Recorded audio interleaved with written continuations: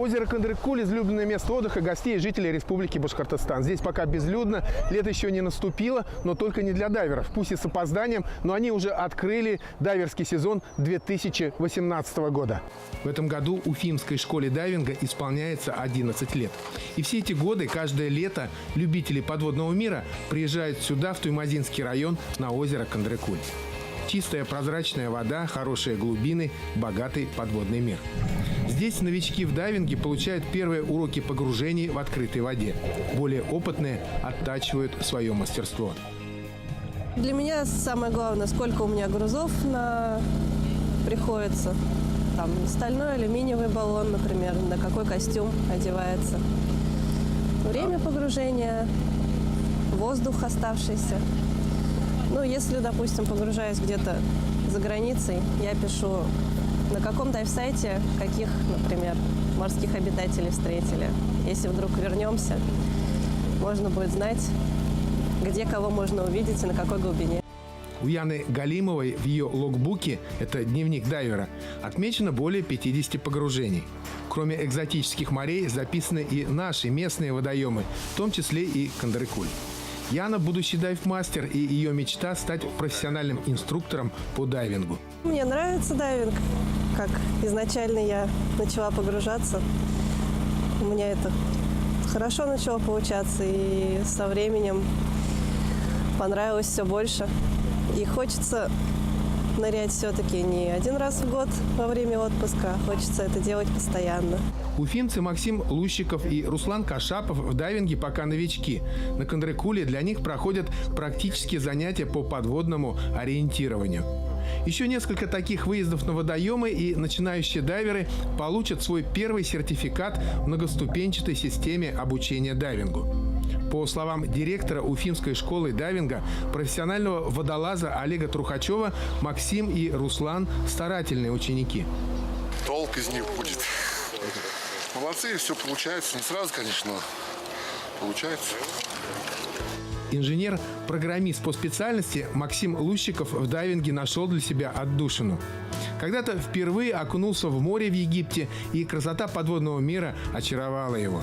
Вернувшись домой, решил получить сертификат дайвера.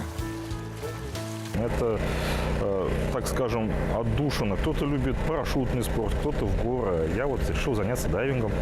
Это не сложно и не трудно, это опасно, но если внимательно слушать инструктора, внимательно этому обучаться и, так сказать, стараться, то это не будет опасности. Пусть Максим не станет профессиональным ныряльщиком и остановится на сертификате дайвера-любителя. Это не главное. Важно то, что, приобщившись к дайвингу, Максим Лущиков уже по-другому смотрит на подводный мир водоемов. Он уже не бросит в озеро мусор, не проплывет мимо браконьерской сети. Теперь он по-настоящему ценит красоту мира безмолвия.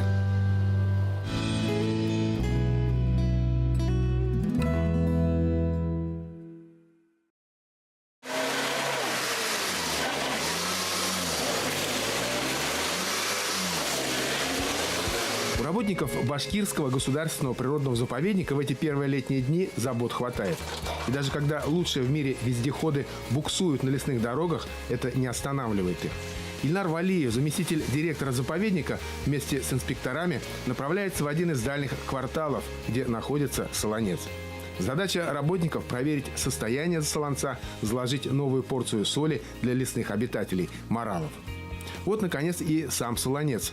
То, что благородные олени здесь частые гости, видно по их следам. Один из самцов даже сбросил здесь свой рог. В это время олени линяют и меняют рога. Таких солонцов на территории заповедника 15. Каждый год мы обновляем, ложим по 15 килограмм соли, чтобы зверя не уходило. Они постоянно здесь сюда приходят. Ну, здесь рядом фотоловушки ставим, чтобы их снимать. Кроме биотехнических мероприятий на Солонцах, в это время регулярно ведутся наблюдения на фенологических маршрутах. На территории Башкирского государственного природного заповедника произрастает очень много растений. Есть среди них и редкие, занесенные в Красную книгу. Кокошник длиннорогий. Редкий вид. 4 года один раз только цветет. Я вот 10 лет работаю, один раз только видела его цветение, желтый. Это цветет. Зульфия Фахриддинова и ее коллега Асхат Хамитов очень хорошо знают свой маршрут. Даже в густой траве не скрыться от их глаз редкому виду, будь то капушник или бубенчик лилиелистный. Спрашиваем, как часто проводятся подобные обходы. Через день. Через день. Через день. 9 площадок. А в какие сезоны? Весной, летом, осенью? От весны до осени. Осень.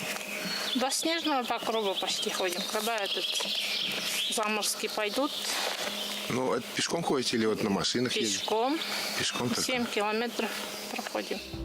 Незабудка Попова, ластовень лекарственный, горец альпийский, астра альпийская, купена душистая, ракитник мягкий. Все эти растения мы встретили, пройдя буквально 100-200 метров по тропе. А сколько еще других на территории заповедника? В заповеднике более 800 видов растений растет. 812. Краснокнижники это в том числе тоже есть.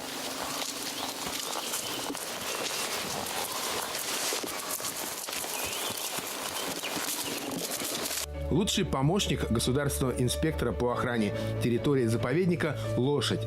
Она пройдет и по узкой лесной тропе, и по горным склонам, перейдет вброд речку. У нас до сих пор мы сохранили традицию, это конные обходы. На технике это, конечно, можно, современно и модно, но тем не менее мы считаем, что ничего лучше не будет, если лучше не придумать, как госинспектор сам поедет по своим обходам на лошади и посмотрит все свою территорию. Орлик и Куксей за годы службы стали верными друзьями инспекторам Ильнуру Аль-Мухаметову и Салавату Маликову. Орлик, молодец. Без него он меня тащит, везде входим вместе. Без лошади леснику никак. Организация охраны заповедника – одна из главных задач государственных инспекторов. Особенно это касается зоны абсолютного покоя, в которую входят 2 участка общей площадью 6225 гектаров. Это ландшафтный район сосновых и лиственничных лесов горного массива Крака и ландшафтный район Уралтау, представленный мелколиственными лесами с обширными луговыми полянами. В этих местах исключено всякое вмешательство человека в природные процессы. Вот каждый через 3 дня ходим обход, смотрим по территории. И главная задача это что? Чтобы браконьеров не пускать, лес не рубили. Конные патрули, бывает, проходят за день до 20 километров, от 4 кварталов и более. В службе насчитывается 18 инспекторов, у каждого свой маршрут. Бывает, что инспекторы застают в заповедном лесу незваных гостей, но чаще всего туристы попадают в запрещенную зону по незнанию. Однако есть в башкирском заповеднике места, куда ходить не только не запрещено, но и приветствуется. Конечно же, в сопровождении работников. В заповеднике есть несколько экскурсионных объектов и экологических маршрутов с оборудованными туристическими стоянками. Скоро откроется новый, очень интересный маршрут, проходящий через старинные шахты. В царские времена каторжники добывали здесь хромовую руду. До сих пор сохранились бревна от вековых лиственниц, которыми каторжане укрепляли штольни от осыпаний. Этим склонам несколько миллионов лет, они очень древние. И на них растут растения, которые больше нигде не встретишь. Начало лета – это не только наплыв туристов, но и повышение угрозы лесных пожаров. Для заповедника это самая страшная беда. Поэтому с наступлением жарких летних дней работники заповедника включаются в особый режим работы. Каждый день нужно быть начеку. Мы готовимся к этому сезону. Это лето для нас как бы благоприятное, мы так и называем, это наше лето. Мы пока немножко в таком полурасслабленном состоянии, но тем не менее мы готовы уже к этому сезону в полном объеме.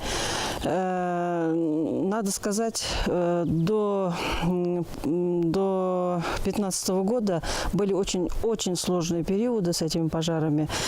Но мы выстояли, надо сказать, набрали очень огромный опыт в этом отношении. Поэтому вот один из основных, хоть и вот дожди идут, мы все равно как бы в таком полунапряженном состоянии. Частые гости башкирского заповедника – школьники из различных районов республики. Дирекция заповедника эколого-просветительской деятельности придает особое значение. Формирование экологического сознания и формирование экологической культуры, по мнению директора заповедника Василии Янбаевой, должно начинаться у человека в самом раннем возрасте. Ну, дети приезжают, честно сказать, со всей России. Московские группы бывают, Екатеринбург бывает. Но основные, конечно, наши с района, соседних районов, с Белорецка очень часто приезжают. Учителя, географы, биологи привозят как бы на экскурсии, как бы на познавательные такие лекции, где наши сотрудники рассказывают им конкретно, что на самом деле в природе происходит. Не из книжек, а они видят, сами щупают, гладят, в общем, уезжают с каким-то познанием. Но и кроме этого, конечно, мы занимаемся и таким историческими вопросами, рассказываем о наших исторических объектах, показываем детишкам. Но и, само собой, мы говорим о самом нашем главном, так скажем, бренде, который мы пытаемся раскрутить. Это башкирский шарьяж, это геологические вопросы, как шло уральское горообразование. И вот в этом отношении детишки, конечно, уезжают удивленные. Гостям есть что показать. Прежде всего, это музей природы-заповедника, который находится в селе Саргая. В его залах представлены многие виды растений, произрастающих на территории, все виды фауны. В экологическом центре «Башкирт» гостям заповедника демонстрируют фильмы, рассказывающие о заповеднике, о его обитателях, об организации природоохранной работы. Всегда восторг посетителей вызывает посещение вольера с моралами. Уже много лет для воспроизводства оленьего стада, обитающего в заповеднике, сюда, в Саргаю, завозят самцов и самок благородных оленей с Алтая. Алтайские олени хорошо приживаются в наших краях и дают потомство. Периодически подросших и окрепших оленей выпускают в дикую природу к своим собратьям. Алия Исхакова, наверное, в понимании этих красивых животных стала настоящим членом оленей семьи. Как только она входит в вольер, моралы со всех ног мчатся к ней из дальних уголков. И даже перестают бояться посторонних, когда Алия рядом.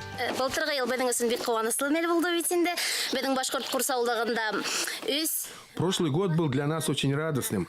Родилось 3 олененка у наших моралов. Одному в июне исполняется год. Оленята здоровые, очень активные.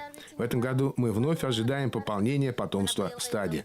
Мне очень нравится возиться с ними. Каждый день приношу им корм. В общем, как за своей домашней скотиной ухаживаю. Моралы тоже привыкли ко мне. Легко идут на контакт, даже по голосу узнают меня издалека. Всего в вольере живут 8 моралов.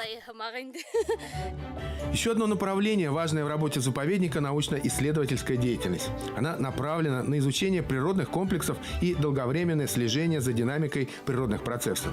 Оценка и прогнозирование экологической обстановки, разработка научных основ охраны природы, сохранение биологического разнообразия, воспроизводства и рациональное использование ресурсов – все эти задачи и решают сотрудники научного отдела.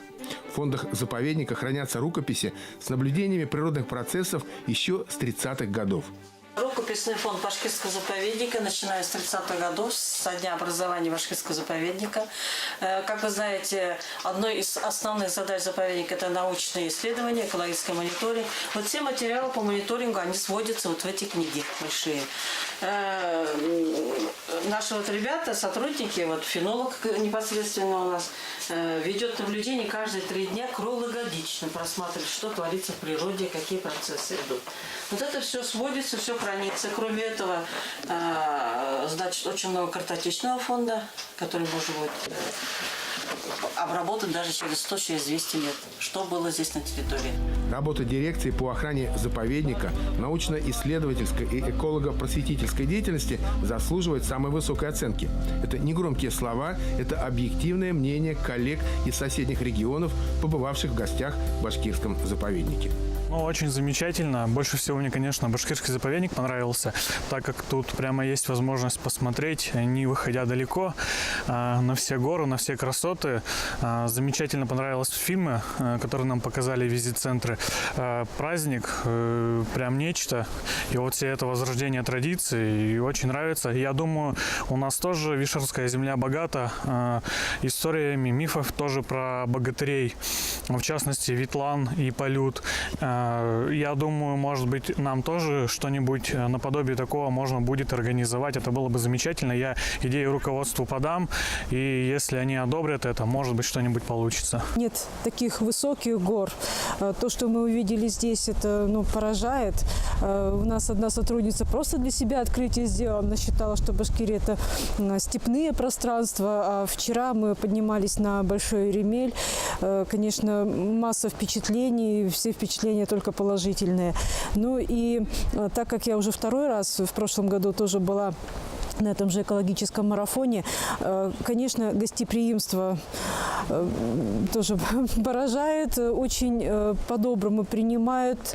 Мы сюда едем и за впечатлениями от природы, и, конечно, поделиться опытом своим, послушать, что делают наши коллеги.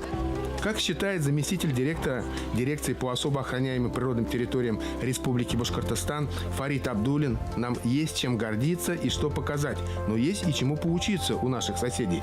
Поэтому взаимные визиты для обмена опытом и тесное общение только поможет заповедной службе России развиваться дальше. Мы в порядке вот этого обсуждения меняемся мнениями, получаем положительный опыт, потому что кто-то в одних вопросах ушел вперед, кто-то в других. И вот это взаимное тесное общение, оно дает очень большой положительный результат. Получается как бы эффект синергии, общее развитие на благо всех наших регионов. Пройдет лето, наступит осень, а за ней зима и вновь весна. Все эти 4 сезона для башкирского заповедника будут наполнены бурной жизнью, каждый со своими особенностями. С учетом всего этого будет вестись и работа государственных инспекторов. Сложная, порой тяжелая, но благородная и очень важная для нашей планеты.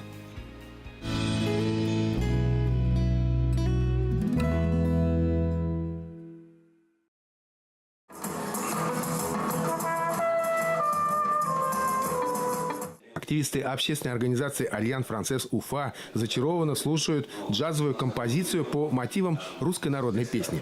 В Уфу в рамках культурного обмена между Францией и Россией приехал джаз-квартет «Old and New Songs» – старые и новые песни. Французские музыканты посетили уже многие города России. После Уфы выступают в Челябинской области и возвращаются домой. В составе группы трубач Юан Лустало, контрабасист Фредерик Шефало, барабанщик Фред Паскуа и пианист Франсуа Шенель.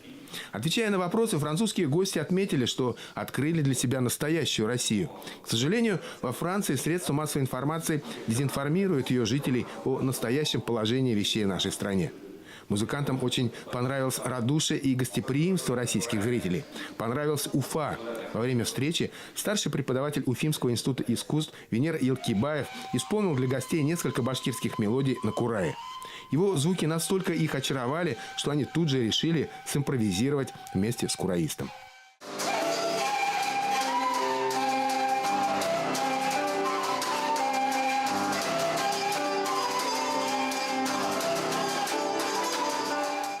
Лидер группы трубач Юан Лустало даже пригласил Венера Елкибаева принять участие в их вечернем концерте в Уфимском джаз-клубе. А Венер подарил музыкантам собственноручно изготовленный курай из тростника.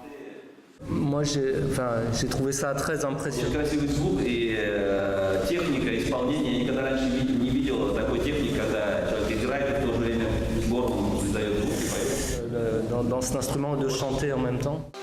В репертуаре французских музыкантов звучат фольклорные мелодии разных эпох и разных стран мира. После посещения Уфы наверняка появятся и башкирские народные мелодии. По крайней мере, французы это пообещали.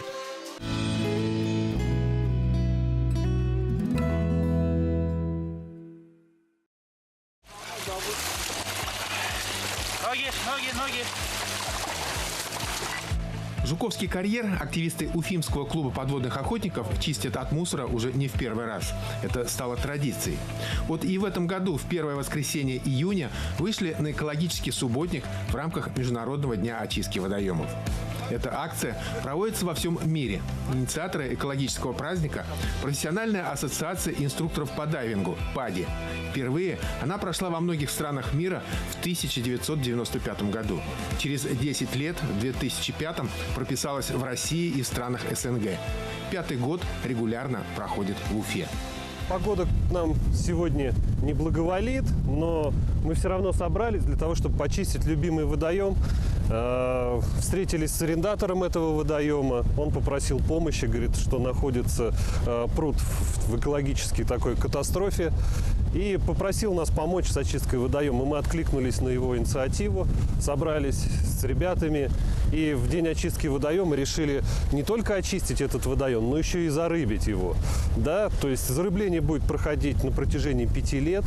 Ну и взяли этот водоем под свое шефство, будем так говорить. Поэтому сегодня не исключение. Мы такие очистки проводим ежегодно. И будем проводить их и дальше. Это вот такая вот наша благородная инициатива.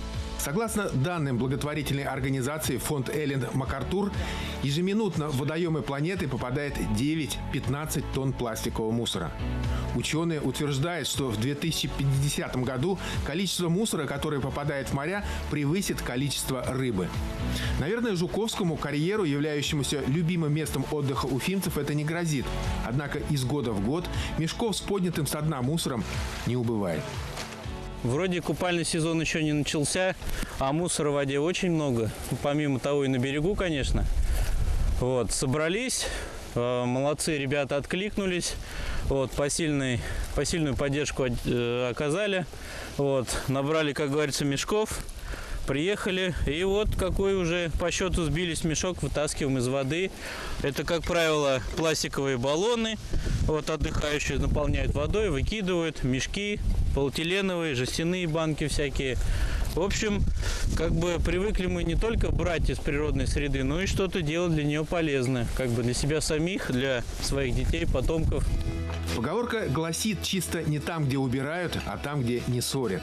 Хотелось бы, чтобы вторая часть поговорки прочно вошла в наше сознание. Отдыхать-то мы любим на свежем воздухе, под солнышком, рядом с чистой освежающей водой карьера. Вот только еще полюбить бы сам водоем, сберечь его красоту для наших внуков.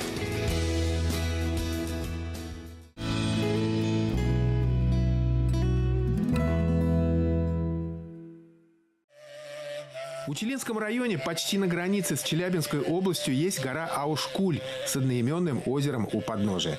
Для мусульман это место является святым. Во-первых, на вершине горы есть древнее захоронение. На камне начертано: здесь в 1258 году похоронен шейх Мухаммед Рамадан, пришедший из арабских земель. Во-вторых, у подножия горы раз в году в мае бьет целебный источник. Воду он дает приблизительно 20 дней с момента таяния снега.